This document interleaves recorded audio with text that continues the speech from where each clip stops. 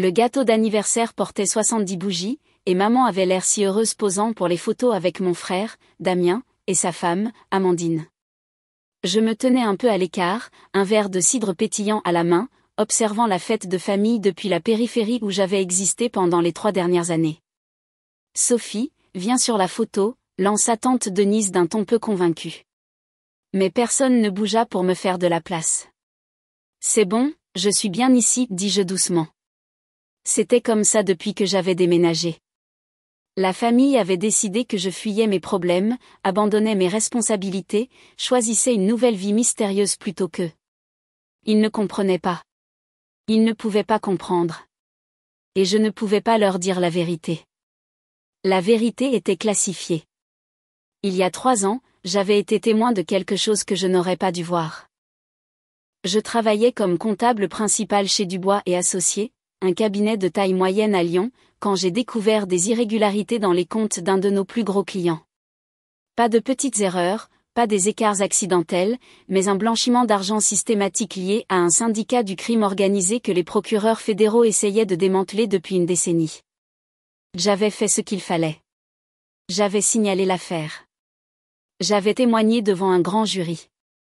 Et puis j'étais devenu un témoin protégé sous le programme de protection des témoins de la Gendarmerie nationale. Pas une protection totale, je n'avais pas eu besoin de changer complètement d'identité, mais suffisamment pour que ma localisation soit classifiée, mes communications surveillées pour ma sécurité, et certains biens placés sous protection fédérale, y compris la maison que je possédais à Lyon, la maison de 3 chambres que j'avais achetée il y a 5 ans dans un quartier tranquille près du parc de la Tête d'Or. La maison valait 900 000 € maintenant, presque le triple de ce que j'avais payé. Le marché avait explosé, mais je ne pouvais pas la vendre, ne pouvais pas y vivre, ne pouvais même pas la visiter sans l'approbation et l'escorte de la gendarmerie. Elle était vide, entretenue par un service de gestion immobilière fédérale, une partie de mes biens protégés, jusqu'à la fin du procès et le démantèlement complet de l'organisation. Ma famille ne savait rien de tout cela. Ils pensaient que j'avais eu une dépression et que j'avais fui. Ils pensaient que la maison était abandonnée, oubliée, un symbole de mon incapacité à m'engager. Alors Sophie, dit Damien d'une voix forte alors que nous passions du gâteau au café dans le salon de maman. Il faut qu'on parle de ta situation immobilière. Je levai les yeux de mon téléphone. De quoi ?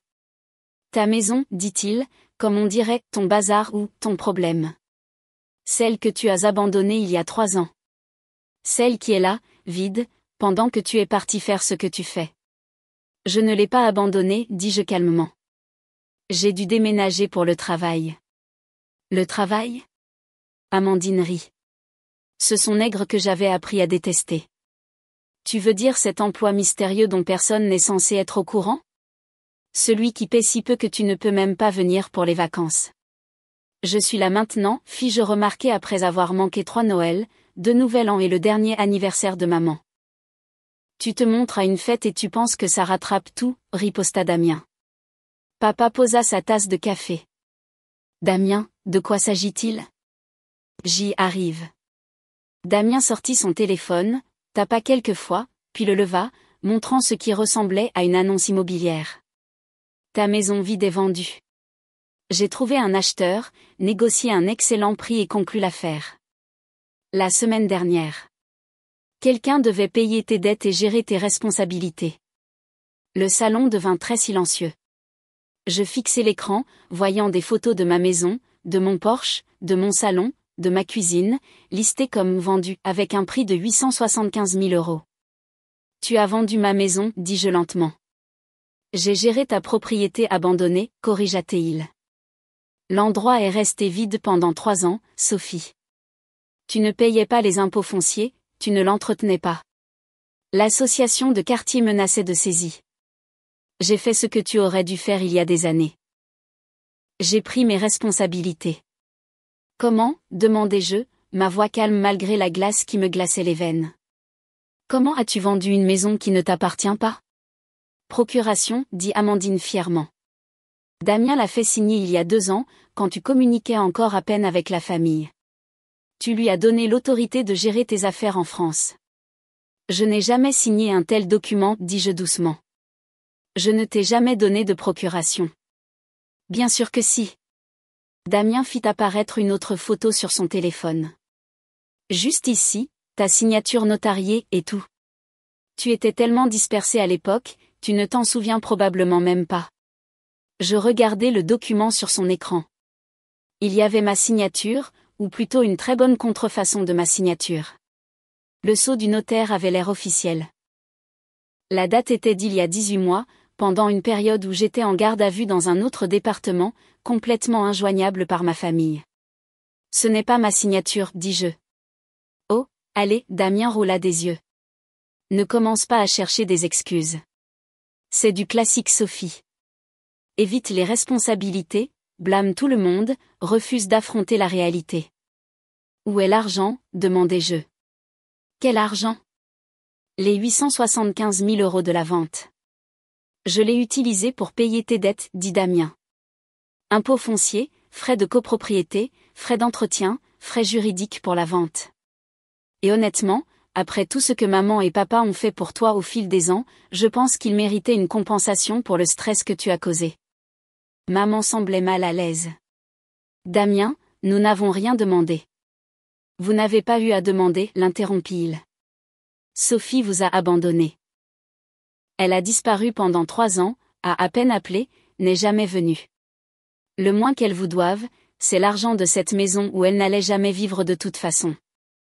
Combien, demandai-je, toujours de cette voix calme. Combien est allé à maman et papa? 200 000, dit Amandine. Ce qui est plus que juste, étant donné qu'ils l'ont élevée pendant 18 ans et qu'elle n'a été que de l'ingratitude. Et le reste? Comme je l'ai dit, dettes, frais, dépenses, Damien haussa les épaules. Il reste environ 50 000. J'allais te le donner aujourd'hui, en fait. Considère ça comme un cadeau pour t'être enfin montré à quelque chose. Il sortit une enveloppe de la poche de sa veste et la jeta sur la table basse devant moi. Il y a un chèque. Tu devrais me remercier. Je ne touchai pas l'enveloppe. Tu as falsifié ma signature, dis-je doucement. Tu as vendu une maison que tu n'avais aucun droit légal de vendre. Tu as pris près de 900 000 € qui n'étaient pas les tiens. Et tu penses que je devrais te remercier? J'ai géré ton bazar, claqua Damien. Quelque chose que tu n'as jamais été capable de faire toi-même. Tu as fui ta vie, Sophie. Tu as tout laissé derrière toi comme si c'était des ordures. Alors oui, je suis intervenue. J'ai pris les choses en main. J'ai fait ce qu'il fallait faire. Damien nous a tous rendu service, ajouta oncle Marc depuis sa chaise près de la fenêtre. Cette maison devenait une verrue dans le quartier. Les propriétés vides font baisser la valeur des biens. Il a protégé votre investissement et celui de tous les autres. Il a commis une fraude, dis-je. La pièce éclata en protestation. N'ose pas, dit maman, les larmes aux yeux. N'ose pas accuser ton frère de quoi que ce soit. Il a été là. Il a été présent. Il a pris soin des choses pendant que tu vivais ta vie secrète, refusant de nous dire quoi que ce soit, traitant cette famille comme des étrangers. Nous ne savons même pas où tu vis, ajouta tante Denise. Tu ne nous diras pas ce que tu fais comme travail. Tu te montres une fois par an si on a de la chance, tu restes 1 heure et tu pars. Et maintenant tu veux te plaindre que Damien ait géré ta propriété abandonnée? Tu devrais avoir honte. La maison n'était pas abandonnée, dis-je. Elle était entretenue. Les impôts fonciers étaient payés. Le prêt immobilier était à jour. Quelqu'un s'en occupait. Qui, défia Damien. Qui l'entretenait? Parce que j'y suis passé une 12aine de fois et elle avait toujours l'air vide. Pas de voiture, pas de lumière, rien. Ça ne veut pas dire abandonné. Ça veut dire que tu n'étais pas là, dit Amandine sèchement. Ça veut dire que tu l'as laissé derrière toi, tout comme tu as laissé cette famille derrière toi. Damien a fait ce que toute personne responsable ferait. Il a nettoyé ton bazar. Je veux voir les documents de vente, dis-je. Pourquoi? Les yeux de Damien se rétrécirent. Pour que tu puisses essayer de l'annuler, trouver une technicité. La vente est définitive, Sophie. C'est fait. Les nouveaux propriétaires prendront possession la semaine prochaine. Je veux voir les documents, répétai-je. Non. Damien croisa les bras. Tu ne peux pas revenir dans nos vies après 3 ans et commencer à faire des exigences. Tu as perdu ce droit quand tu as disparu. Tu veux des documents? Engage un avocat. Oh, attends. Tu ne peux pas te permettre un avocat parce que tu as gâché ta carrière avec tout le reste. Je pris une lente inspiration. Mon téléphone vibrait dans ma poche depuis 5 minutes. Je savais qui c'était. Le service de la gendarmerie surveillait ma localisation à tout moment.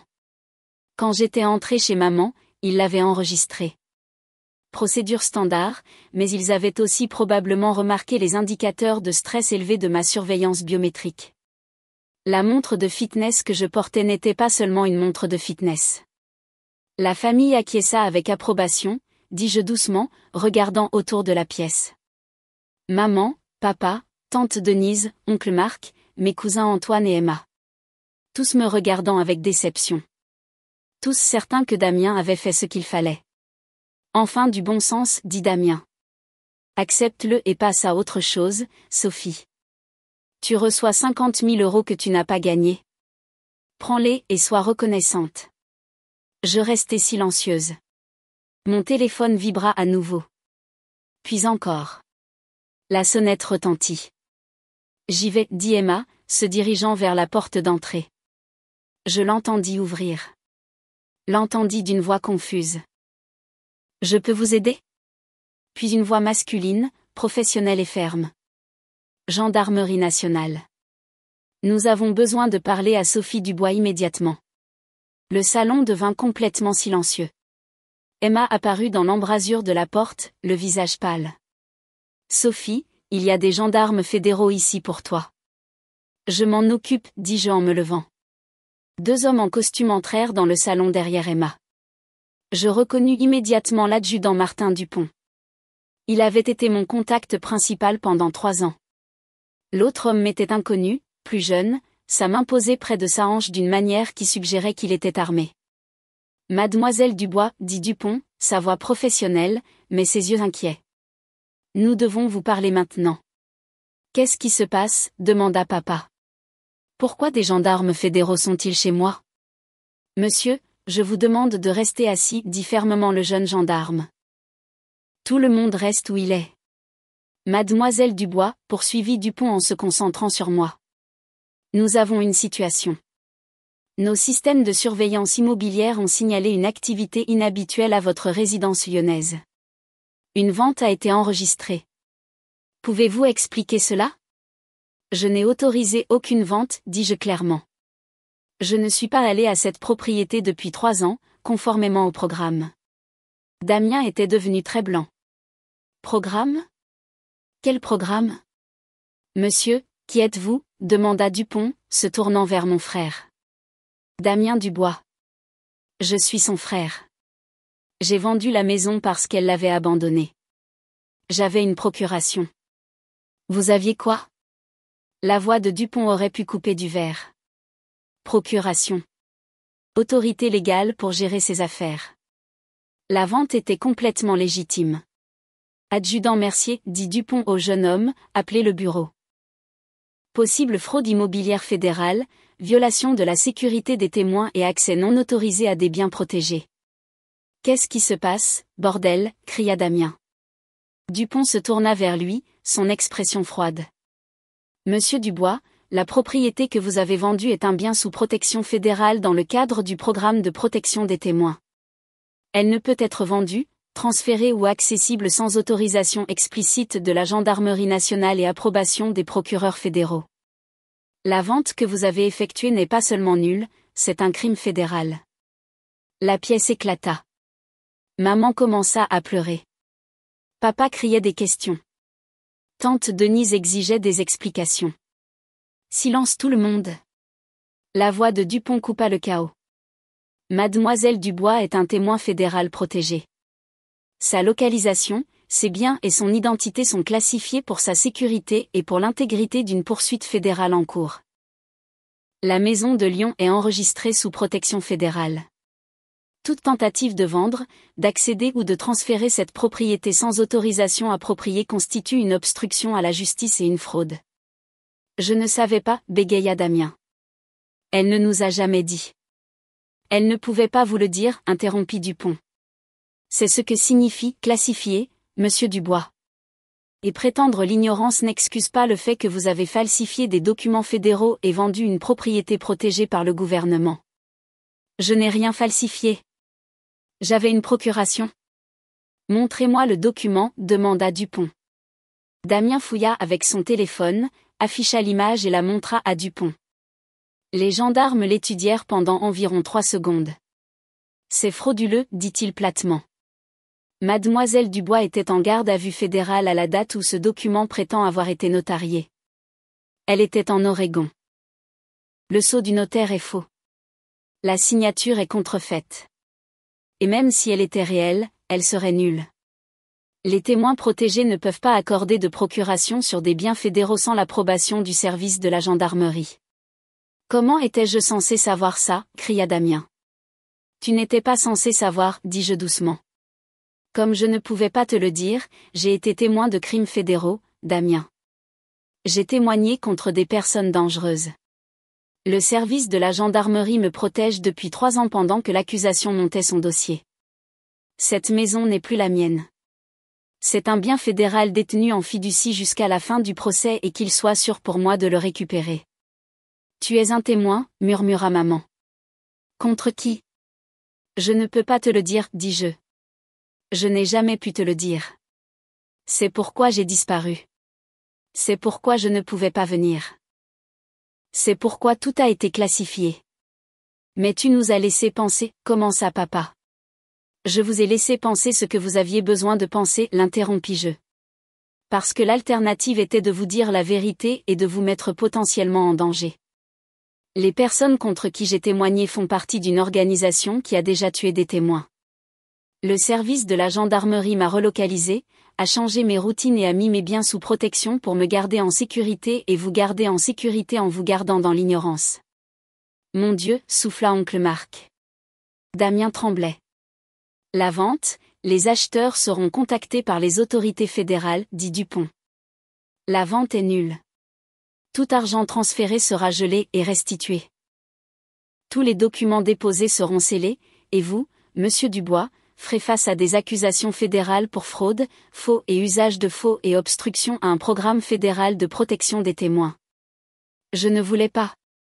Peu importe, dit le jeune gendarme, Mercier, ayant terminé son appel téléphonique. L'intention n'est pas requise pour ces accusations. Vous avez vendu un bien fédéral. C'est suffisant. Amandine pleurait maintenant. Qu'est-ce qui va lui arriver? Cela dépend, dit Dupont, me regardant. Mademoiselle Dubois, souhaitez-vous porter plainte? La pièce retint son souffle. Je regardais Damien, mon frère aîné, qui m'avait harcelé pendant toute mon enfance, qui m'avait traité de faible, de raté, de lâche pour avoir fui, qui venait d'admettre avoir falsifié ma signature et volé près d'1 million d'euros. Oui, dis-je doucement. Oui, je le souhaite. Sophie. Non, cria maman. C'est ton frère. C'est un criminel, dis-je. Il a falsifié des documents fédéraux. Il a commis une fraude. Il a vendu un bien qui était sous protection fédérale, compromettant potentiellement un dossier actif de sécurité des témoins. Si les personnes contre qui je témoigne avaient découvert cette vente, s'ils avaient essayé de retracer les registres de propriété, ils auraient pu me trouver. Damien n'a pas seulement volé de l'argent, il a potentiellement mis ma vie en danger. Je ne savais pas, murmura Damien. Tu t'en fichais, corrigeai-je. Tu as vu une opportunité de prendre ce que tu pensais être à moi et tu l'as prise. Tu ne m'as pas appelé, tu n'as pas demandé la permission, tu n'as pas remis en question pourquoi la maison était vide. Tu as simplement supposé que je l'avais abandonnée. Supposé que j'avais échoué à autre chose et décidé que tu méritais l'argent plus que moi. Nous sommes une famille, dit papa désespérément. Tu ne peux pas faire ça à ta famille. La famille ne se vole pas, dis-je. La famille ne falsifie pas de signature. La famille ne vend pas de biens qui ne sont pas les leurs. Tu veux parler d'abandon? Damien vient d'essayer de me voler près d'1 million d'euros et de vous en donner 200 000. Ce n'est pas de la famille. C'est du vol. Dupont sortit des menottes. Damien Dubois, vous êtes en état d'arrestation pour fraude, faux et usage de faux et obstruction à la justice en relation avec un programme fédéral de protection des témoins. Vous avez le droit de garder le silence. La scène dégénéra en chaos. Amandine criait. Maman sanglotait. Papa me criait dessus, me traitant de sans-cœur, de traîtresse. Je restais silencieuse et regardais Dupont menotter mon frère et le conduire vers la porte. Mademoiselle Dubois, me dit Mercier, nous devons vous relocaliser immédiatement. Cet incident a compromis vos protocoles de sécurité actuels. Emballez ce que vous avez apporté. Vous venez avec nous. Je comprends, dis-je. Sophie, ne fais pas ça, supplia maman, me saisissant le bras. Ne l'emmène pas. Il a fait une erreur. Il ne savait pas. Il n'a pas demandé, dis-je, retirant doucement sa main. Il a vu une opportunité de profiter de ce qu'il pensait être mon échec, et il l'a saisi. Ce n'est pas une erreur. C'est un choix. Tu détruis cette famille, dit papa, sa voix tremblante de rage. Non, dis-je calmement. Damien l'a détruite quand il a commis des crimes fédéraux. Je laisse juste les conséquences se produire. Je suivis Mercier jusqu'à la porte, laissant derrière moi la fête d'anniversaire de maman, le gâteau non consommé et la famille qui n'avait jamais compris pourquoi j'avais disparu. Dans le SUV du gouvernement, Dupont se tourna vers moi depuis le siège avant. Ça va ? Ça va, dis-je. C'était ton frère. Je sais. Ça va faire la une des journaux, prévint-il. Le frère d'un témoin fédéral arrêté pour fraude. Ça va compliquer le procès. Ça va compromettre le dossier, demandai-je. Non, le dossier est solide, mais ça va attirer l'attention des médias, rendre les choses plus difficiles pour toi, plus difficiles que ces 3 dernières années, demandai-je doucement. Il sourit légèrement. Bon point. Nous avons roulé jusqu'à une planque en Normandie, une maison de ville quelconque qui serait ma demeure jusqu'à la fin du procès dans 4 mois. Mercier et un autre gendarme l'ont fouillé pour la sécurité tandis que Dupont me briefait sur les nouveaux protocoles. Ton frère va probablement accepter un plaidé coupable, dit-il. Accusation fédérale, preuve claire. Ses avocats voudront éviter un procès. Il risque quoi ? 2 à 5 ans probablement. Ça dépend du juge. Les procureurs sont assez en colère. Les violations de la protection des témoins sont prises au sérieux. Et l'argent ? Déjà gelé. Les acheteurs récupéreront leurs 875 000 €. Ta maison est toujours sécurisée, toujours sous protection fédérale. Rien n'a réellement changé, sauf la liberté de Damien. J'acquiesçai lentement. Pour ce que ça vaut, dit Dupont, tu as fait ce qu'il fallait. Si tu avais laissé tomber, si tu avais essayé de gérer ça en privé, ça aurait pu tout compromettre. L'organisation contre qui tu témoignes a des gens qui cherchent la moindre faiblesse. Une vente immobilière enregistrée avec ton nom. Il l'aurait trouvée finalement. Je sais, dis-je. Au cours des semaines suivantes, l'histoire se déroula exactement comme Dupont l'avait prédit. L'arrestation de Damien fit la une des journaux. Le frère d'un témoin fédéral accusé de fraude. Les articles de presse me décrivaient soit comme une héroïne pour avoir lutté contre la corruption, soit comme une méchante pour avoir poursuivi mon propre frère. Ma famille choisit le récit de la méchante. Maman donna une interview à une chaîne d'information locale, expliquant en larmes que je les avais abandonnés, que Damien avait seulement essayé d'aider, que je détruisais la famille pour un malentendu. Papa publia un communiqué me qualifiant de froide et d'impitoyable. Tante Denise lança une cagnotte en ligne pour la défense juridique de Damien. Je regardais tout cela depuis la planque, assise sur un canapé fourni par le gouvernement, mangeant des repas fournis par le gouvernement et me préparant pour le procès qui avait consommé 3 ans de ma vie. Damien accepta un plaidé coupable. 3 ans de prison fédérale, 5 ans de libération surveillée, restitution intégrale de tous les fonds. Amandine demanda le divorce 2 semaines plus tard. Le procès dans lequel je témoignais se conclut avec succès. L'accusation obtint des condamnations contre les 7 accusés. Blanchiment d'argent, racket, complot. L'organisation criminelle fut démantelée. Mon témoignage avait été crucial. 6 mois après l'arrestation de Damien, je fus libéré de la protection des témoins.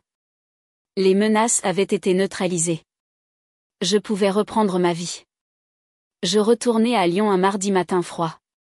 L'adjudant Dupont m'escorta jusqu'à ma maison pour la première fois en 3 ans. Elle ressemblait exactement à la façon dont je l'avais laissée. L'équipe de gestion immobilière fédérale l'avait parfaitement entretenue. Peinture fraîche, pelouse tondue, appareils électroménagers mis à jour, mais surtout, elle était à nouveau à moi. Vraiment à moi. La valeur marchande est maintenant de plus de 950 000 €, dit Dupont en me tendant les clés. Tu pourrais la vendre si tu voulais. Je pense que je vais la garder, dis-je. Pour un moment, en tout cas. J'avais déjà accepté un nouveau poste, expert comptable judiciaire senior à la division des crimes financiers de la police judiciaire. Le travail que j'avais fait pour découvrir le blanchiment d'argent avait impressionné les bonnes personnes. Mon salaire serait de 156 000 € par an avec des avantages fédéraux et une habilitation de sécurité. Le travail commençait dans 3 semaines. Je passais la première semaine de retour chez moi simplement à y exister, me souvenant de ce que c'était que d'avoir une maison, un endroit qui était le mien et où je pouvais rester sans regarder par-dessus mon épaule. Ma famille me contacta une seule fois. Maman envoya un email. Damien souffre en prison à cause de toi. J'espère que tu es heureuse. Tu as détruit cette famille. Nous ne voulons plus jamais rien avoir à faire avec toi. Je le lus une fois, puis le supprimai. Je n'avais rien détruit. J'avais simplement refusé de laisser les crimes de mon frère impunis parce que nous partagions l'ADN. J'avais choisi la justice plutôt que la loyauté familiale, l'intégrité plutôt que la commodité. La décision m'avait coûté l'approbation de ma famille, mais j'avais toujours ma maison, ma carrière, ma liberté, mon intégrité, et honnêtement, cela valait plus que leur approbation n'avait jamais valu. 3 mois plus tard, j'étais assise dans mon bureau à domicile, examinant des dossiers pour la police judiciaire quand ma sonnette retentit. Je vérifiais la caméra de sécurité, une fonctionnalité que j'avais ajoutée immédiatement à mon retour, et vis une femme que je ne reconnaissais pas. Une 40aine d'années, vêtements professionnels, expression nerveuse. J'ouvris la porte avec prudence. « Je peux vous aider, mademoiselle Dubois ? Sophie Dubois ? Oui. Je suis Juliette Bertrand. Je suis avocate et je représente votre frère, Damien. » Je commençai à refermer la porte. « Attendez, s'il vous plaît. » Elle leva les mains. « Je ne suis pas là pour vous harceler ou vous demander de retirer les charges. Damien m'a juste demandé de vous livrer quelque chose. » Elle sortit une enveloppe de sa mallette. « Qu'est-ce que c'est ? demandai-je. « Une lettre. Il est en prison depuis 6 mois maintenant. Il a eu beaucoup de temps pour réfléchir. Il m'a demandé de vous la donner. » Je pris l'enveloppe mais ne l'ouvris pas. Autre chose ? Il est sincèrement désolé, dit Juliette doucement. Pour ce que ça vaut, il comprend que ce qu'il a fait était mal. Pas seulement légalement mal, mais moralement mal. Il vous a volé. Il a trahi votre confiance. Il a mis votre sécurité en danger. Il le sait maintenant. Tant mieux pour lui, dis-je. Il n'attend pas de pardon. Il voulait juste que vous le sachiez. Après son départ, je m'assis à ma table de cuisine et fixai l'enveloppe pendant 20 minutes avant de l'ouvrir. La lettre était manuscrite, longue de 4 pages. Je ne m'attends pas à ce que tu lises ça. Je ne m'attends pas à ce que tu t'en soucies.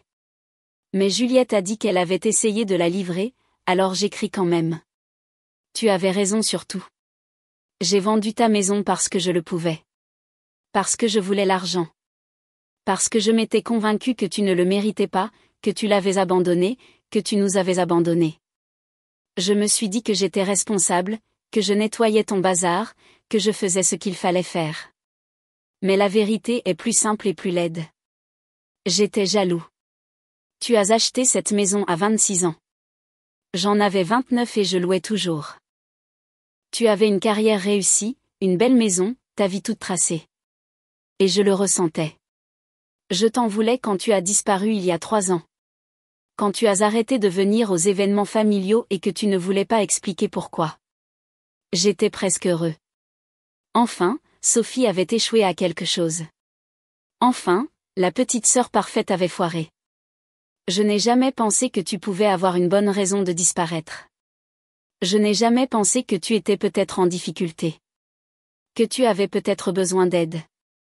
Que quelque chose de grave se passait. J'ai juste vu une opportunité. La maison était vide. Tu n'étais pas là. Et je savais où tu gardais tes documents importants depuis que je t'avais aidé à emménager il y a des années. Je connaissais ta signature. Je savais comment la falsifier. Je me suis dit que j'aidais, mais je volais ma propre sœur. Je ne savais pas pour la protection des témoins. Je ne savais pas pour l'enquête fédérale. Mais même si j'avais su, je ne suis pas sûre que j'aurais agi différemment. J'étais si loin dans mon ressentiment. La prison m'a donné beaucoup de temps pour réfléchir à qui je suis devenue, à la personne que j'étais pour toi en grandissant. Le harcèlement, le mépris, la critique constante. J'étais le frère aîné. J'aurais dû te protéger. Au lieu de cela, je t'ai rabaissé à chaque occasion. Tu méritais mieux. Tu méritais un frère qui célébrait tes succès au lieu de les jalouser. Qui te faisait confiance au lieu de supposer le pire. Qui posait des questions au lieu de juger.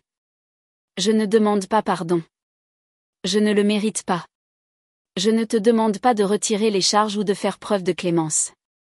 Tu as fait ce qu'il fallait et je le respecte, même si cela me coûte 3 ans de ma vie. Je voulais juste que tu saches que je comprends maintenant. Je comprends ce que j'ai fait. Je comprends ce que je t'ai toujours fait. Et je suis désolée. Je suis désolée d'avoir vendu ta maison. Je suis désolée d'avoir falsifié ta signature. Je suis désolée d'avoir volé ton argent. Je suis désolée d'avoir mis ta sécurité en danger. Mais surtout, je suis désolée d'avoir été un frère terrible pendant 32 ans. Tu vas faire de grandes choses, Sophie. Tu l'as déjà fait. J'espère qu'un jour je pourrai lire tes succès sans ressentir de jalousie. J'espère qu'un jour je serai devenue le genre de personne qui peut être fière de toi au lieu de ressentir du ressentiment. J'ai 3 ans ici pour y travailler. J'espère que tu as une bonne vie. Tu l'as mérité, Damien. Je lus la lettre 2 fois, puis la posai sur la table de cuisine. C'était de bonnes excuses. Honnêtes, spécifiques, prenant l'entière responsabilité sans chercher d'excuses. Ça ne changeait rien. Damien purgerait sa peine. Il serait libéré dans 2 ans et demi avec bonne conduite. Il reconstruirait sa vie d'une manière ou d'une autre et je continuerais la mienne. Peut-être qu'un jour, dans des années, nous aurions à nouveau une relation. Peut-être que le temps passé en prison le changerait vraiment. Peut-être qu'il deviendrait le frère qu'il aurait dû être depuis le début. Ou peut-être pas. Dans tous les cas, j'irais bien. Je pliai soigneusement la lettre et la mis dans un tiroir de mon bureau à domicile. Non pas jetée, mais non affichée non plus. Juste classée, faisant partie du dossier, faisant partie de l'histoire. Puis je suis retournée à mes dossiers, à mon travail de traque des crimes financiers et de montage de dossiers contre des personnes qui pensaient pouvoir voler sans conséquence. C'était un bon travail, un travail important, et j'étais très douée pour ça. 3 ans plus tard, Damien fut libéré de prison fédérale. J'en ai entendu parler par un message de tante Denise sur Facebook. Bienvenue à la maison, Damien. Tu nous as manqué. Il ne m'a jamais contacté directement. Maman et papa ont pris leur retraite dans le sud de la France. Je leur ai envoyé une carte quand ils ont déménagé, mais je n'ai reçu aucune réponse. Ma carrière a prospéré. J'ai été promue agent spécial adjointe en charge de la division des crimes financiers de la police judiciaire. J'ai mené des enquêtes qui ont récupéré des centaines de millions d'euros d'avoir volé. Je suis devenu un témoin expert témoignant dans des affaires fédérales à travers le pays. J'ai finalement vendu la maison de Lyon pour 1,2 million d'euros et acheté une belle maison de ville à Paris, plus près du siège de la PJ. J'ai eu des relations occasionnellement, me suis fait des amis dans ma nouvelle ville, mené une vie tranquille et réussie, et je n'ai jamais, pas une seule fois, regretté d'avoir porté plainte contre mon frère.